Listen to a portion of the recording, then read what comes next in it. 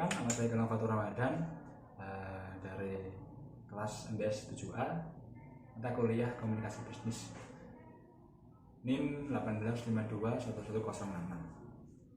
Sini saya akan mempresentasikan terkait dengan proposal bisnis yang saya buat, yaitu adalah angkringan. Yang mana angkringan ini bernama Angkringan Latar Ombo. Angkringan merupakan tempat jualan ataupun tempat kuliner bagi kalangan pedagang kaki lima, yang ini mana ini sudah banyak menjamur di banyak kota, mulai dari Jawa Tengah, DIY, Jawa Timur, dan mungkin beberapa kota di kota-kota besar di luar sana. Dan angkringan ini memang menjadikan suatu ikon tersendiri untuk makanan sederhana, makanan yang murah meriah, dan juga tempat yang asik untuk nongkrong. Langsung ke beberapa materi terkait dengan tujuan dari yang saya buat ini adalah angkringan yang saya buat adalah angkringan yang memberikan inovasi baru dan juga memberikan konsep baru dalam dunia angkringan.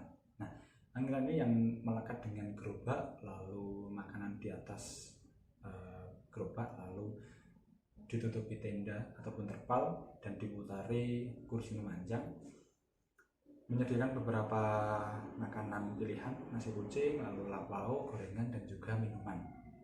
Nah, yang akan saya inovasikan di sini adalah berupa fasilitas yang ada pada angkringan. Yang pertama adalah terkait dengan tempat luas, lahan parkir yang luas, dan juga fasilitas pendukung seperti kamar mandi. Dan juga untuk konsep yang saya buat yaitu adalah angkringan dengan menu ataupun dengan makanan yang bervariatif ataupun jumlahnya banyak. Oke, masuk ke dalam rencana bisnis. Untuk rencana bisnis dari Angkringan Latar Ombo adalah ada 3 sesi, yaitu terkait dengan produk, lalu segmen pasar, dan juga tren pasar. Untuk produknya sendiri adalah produk dengan hidangan minimalis, higienis, dan juga tradisional dan juga modern. Kenapa saya membuat produk dengan konsep seperti itu? Karena memang yang pertama saya tidak ingin menghilangkan konsep murni dari angkringan, yang mana memang makanannya minimalis ataupun cukup untuk satu porsi. Lalu kedua, pastinya higienis harus, itu adalah salah satu kewajiban. Yang agak berbeda adalah terkait dengan mana makanan tradisional dan juga modern. Tradisional dan modern di sini memang sudah menjadi keharusan bagaimana untuk pegiat kuliner memberikan inovasi seperti itu. Hanya saja memang alasan dibalik itu adalah di Banjarnegara, terutama tempat lahir saya, beberapa penjajah ataupun penjual makanan itu sendiri-sendiri, angkringan sendiri, frozen food sendiri, lalu penjual es sendiri, lalu beberapa pedagang sate juga menjualnya produk hanya satu macam. Nah, di beberapa kota referensi saya seperti Solo dan Jogja yang mana mereka banyak memberikan varian makanan di situ. Nah, itu yang menjadikan mendorong saya bahwasanya angkringan di Banjarnegara bisa seperti ini dan dengan konsep angkringan pastinya. Nah, itu yang memberikan saya dorongan tersendiri untuk membuat produk seperti itu.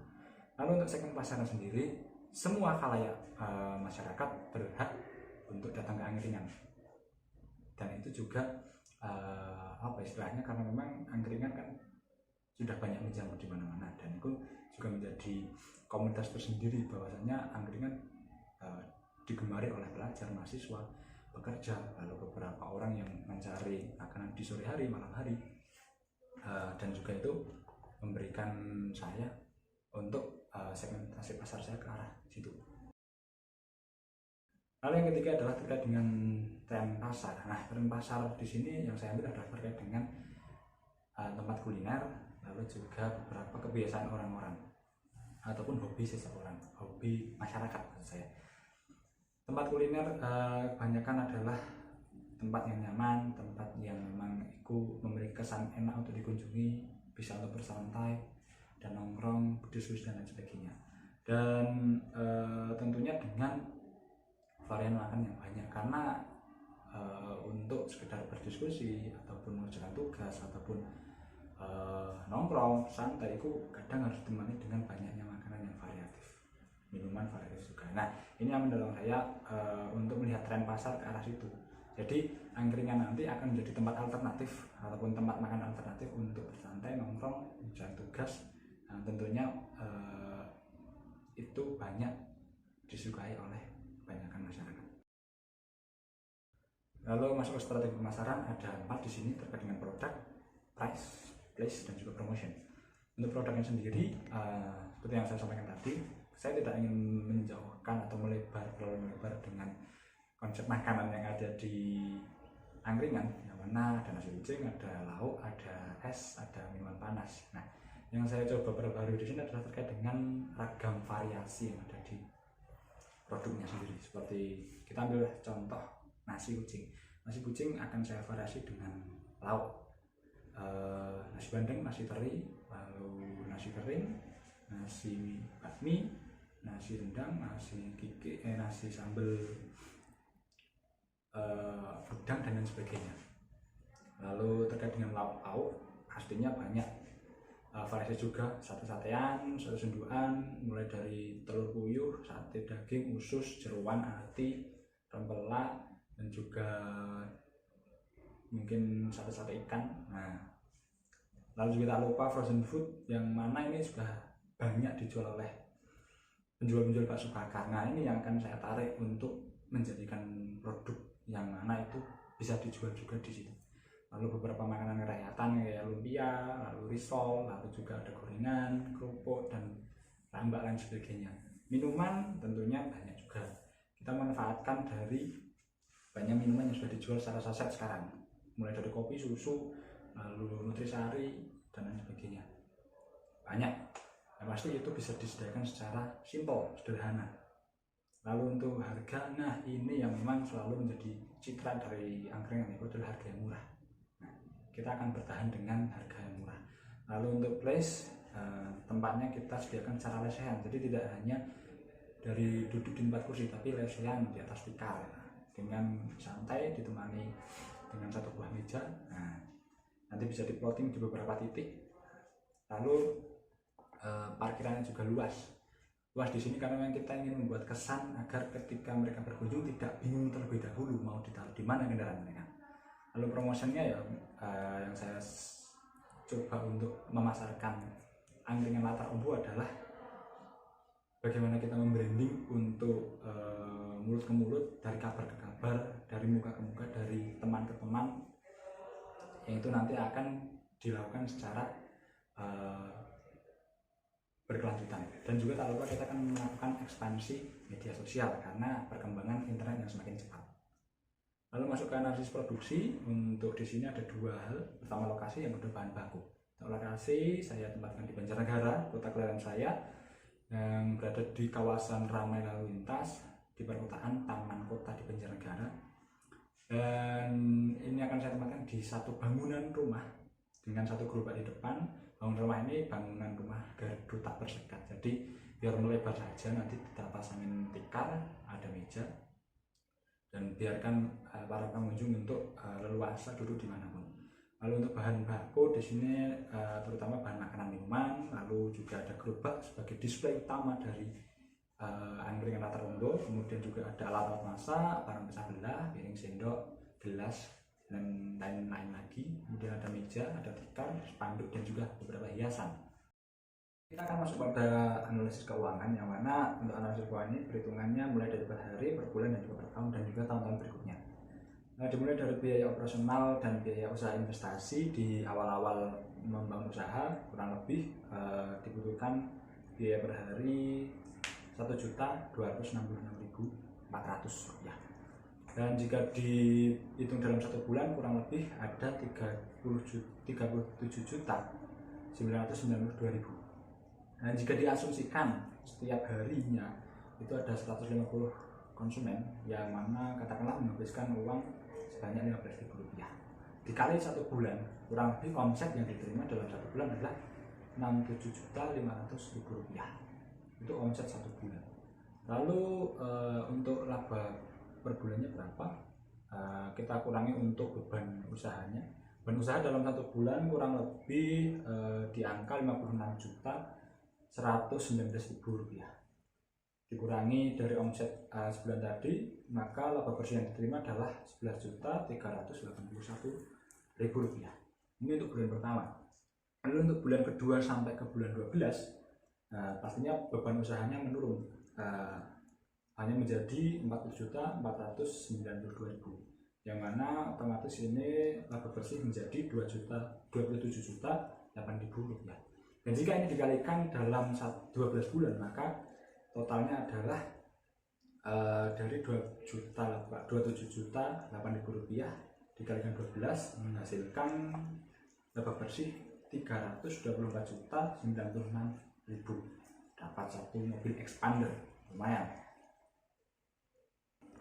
Next kita akan langsung masuk ke bagian terakhir, yaitu terkait dengan analisis SWOT. Nah, analisis SWOT ini memang sudah saya observasi terkait dengan apa saja yang bisa terjadi di penyelenggara. Pertama adalah strength. Ada 4 di sini: harga murah, pelayanan ramah, pilihan produk banyak, dan juga fasilitas yang baik. Kenapa harga murah menjadi keunggulan? Karena kita juga menambah hal yang lebih fasih, yaitu adalah fasilitas yang baik, fasilitas yang bertambah, fasilitas yang lebih. Nah, itu yang membedakan dengan angkringan yang lain, karena kebanyakan angkringan tidak memiliki fasilitas yang memang dimiliki Latar Ombok. Kemudian pelayanan ramah itu akan menjadi tagline utama dari angkringan Latar Ombok, biar brand dari Latar Ombok adalah bukan hanya sekedar makanan yang banyak ataupun tempat yang nyaman, tapi juga pelayanan yang ramah. Lalu pilihan produk yang banyak, itu seperti yang saya sampaikan di awal tadi terkait dengan metodologi produk. Lalu terkait dengan weakness atau kelemahan dari angkringan, yaitu adalah ini merupakan bisnis baru dan bisa dibilang bisnis baru di Banjarnegara ketika memang yang lama sudah berjalan lebih dahulu akan berjalan lambat. Nah, lalu yang kedua adalah tidak tahan lama. Tidak tahan lama karena ini memang yang dijual adalah produk makanan dan minuman. Nah, kadang pengelolaan yang tidak baik membuat makanan tidak tahan lebih dari 24 jam. Lalu distribusi yang terbatas adalah penjualan kita hanya terbatas pada satu titik, tidak bisa kita ekspansi keluar lebih jauh, karena ketika kita harus ekspansi lebih jauh, otomatis kita harus membuat cabang baru. Itu yang memang belum bisa menjadi kelemahan ataupun menjadi kelemahan dari Latar Ombok. Kemudian peluang opportunities yang ada adalah pertama lokasi strategis, karena ada di lokasi ramai perkotaan dan juga di pusat kuliner perbelanjaan. Lalu gaya hidup yang memang banyak orang yang mulai suka dengan berbagai macam tempat-tempat santai, makanan yang banyak, ataupun memang gaya-gaya yang penting asik, ada tempat enak, kita datang ke sana. Lalu ada terkait dengan peminat yang tinggi. Nah, seperti yang saya bilang tadi, angkringan itu merupakan tempat yang memang sudah banyak menjamur di banyak kota. Otomatis ini juga sudah menjadi dikenal di masyarakat nama angkringan sendiri. Nah, ini juga dibilang bisa dibilang peminatnya sudah tinggi. Lalu trade, terkait dengan trade di sini ada 3. Pertama kompetitor, pandemi, dan juga pengelolaan. Kompetitor di sini yang saya maksud adalah karena memang di Banjarnegara sudah banyak angkringan, di beberapa titik sudah banyak angkringan. Walaupun memang ini angkringan baru, hanya saja memang ketika ada beberapa miss ataupun kelemahan yang dimiliki Latar Ombok bisa dimanfaatkan oleh kompetitor, maka kompetitor ini akan menjadi threat yang benar-benar nyata. Lalu pandemi, ya yang kita tahu, pandemi selalu menjadi momok ataupun dalam artian beberapa bulan terakhir ataupun beberapa tahun terakhir menjadi momok bagi semua kalangan, terutama di bidang bisnis. Lalu pengelolaan, nah pengelolaan di sini terkait dengan pengelolaan lingkungan, terkait dengan keamanan, kebersihan, dan juga kenyamanan.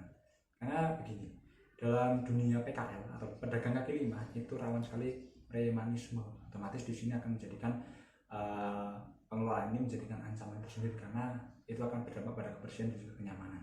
Pun sama, ketika kebersihan tidak ada pengelolaan yang baik, maka keamanan dan kenyamanan akan menjadi problematika yang cukup untuk menjadikan ancaman bagi Latar Ombok. Itu saja dari saya pemaparan terkait dengan bisnis proposal terkait dengan Latar Ombok. Dari saya cukupkan. Terima kasih. Assalamualaikum warahmatullahi wabarakatuh.